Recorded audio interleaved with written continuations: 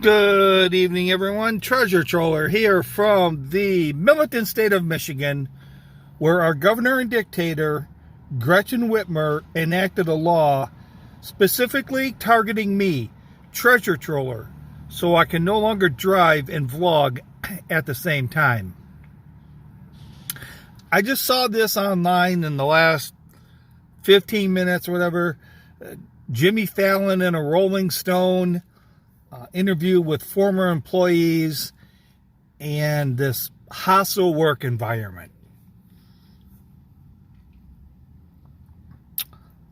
You know, I'm not gonna cape up, as the youngins might say, cape up for Jimmy Fallon, but I am going to take his side a little bit. Not because I like Jimmy Fallon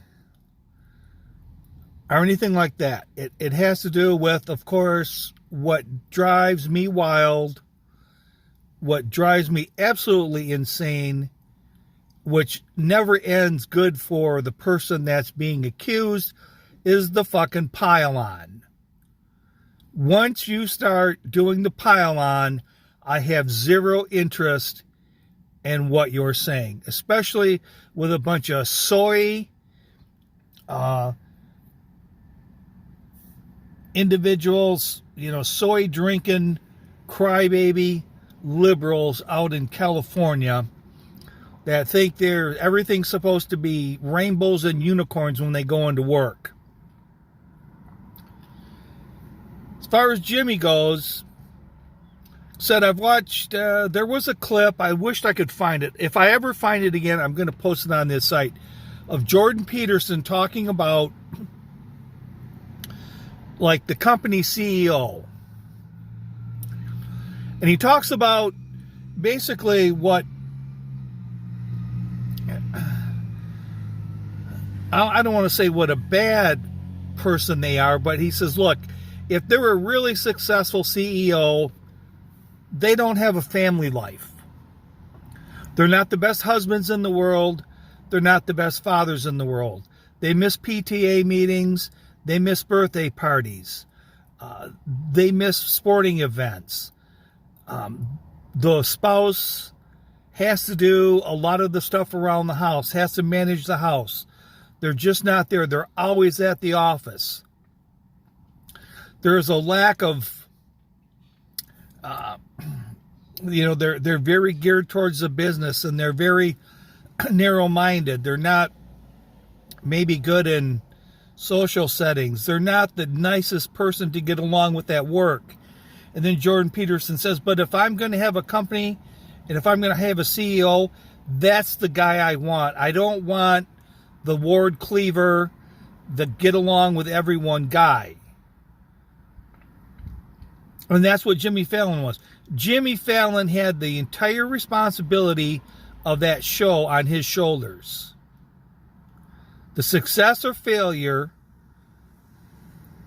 of that show rested solely upon the shoulders of Jimmy Fallon. Now that's pressure. That's a lot of pressure. And maybe Jimmy Fallon is someone that is dedicated to doing the show a certain way. He's focused on the success of the show. He doesn't care about your feelings. If your little jokey joke doesn't get in the opening segment. He doesn't care if your kid scored 3 goals at the soccer game yesterday. Jimmy Fallon cares about the show. So keeping that in mind, Rolling Stone did this interview. So not only did they talk about a few people that were on the show right there, oh, no. They went and talked to 80 former employees of the show.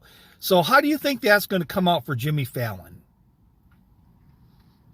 How do you think that's going to come out for Jimmy Fallon? I think not only that, especially on that show, you have Jimmy Fallon, and then you have a group of writers.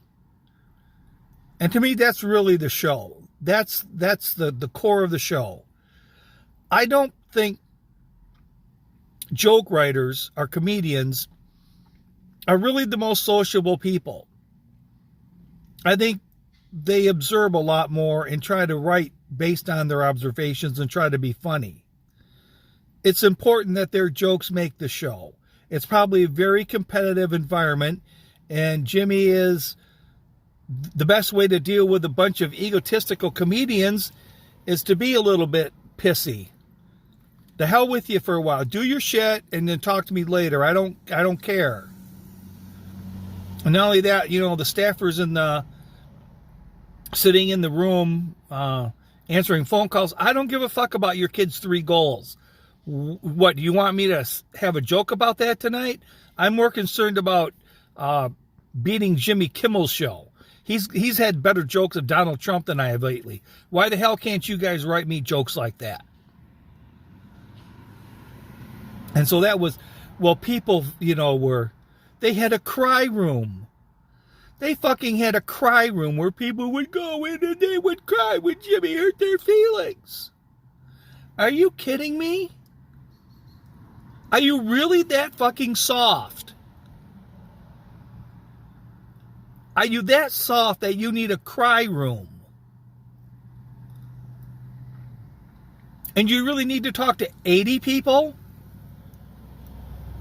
Because I can tell you that if you talk to 80 people, 75 of them are going to have the same thing. He's an egotistical, insecure individual comedian, which he should be. He should be afraid of failure. If he's not afraid of failing,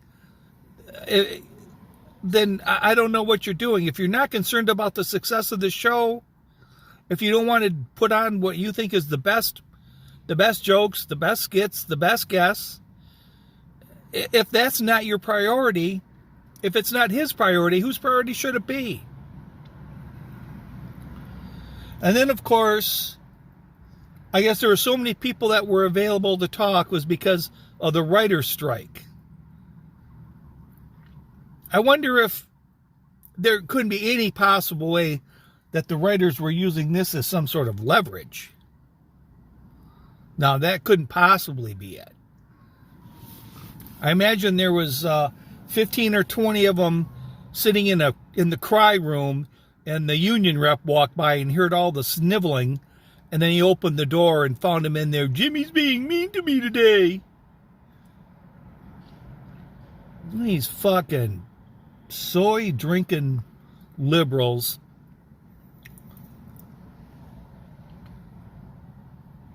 I don't know why, if it was so bad, you just don't find another job and be happy at the new job.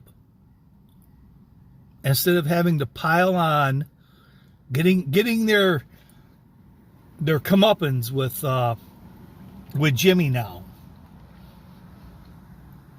Time to make Jimmy's life just as miserable as theirs. But Jimmy's life doesn't sound like it was all that great.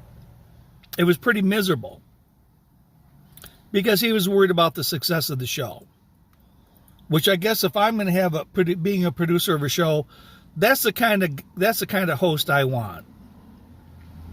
The kind that doesn't care about people's feelings, but cares about the success of the show. So with that, this is Treasure Troller saying aloha and good day.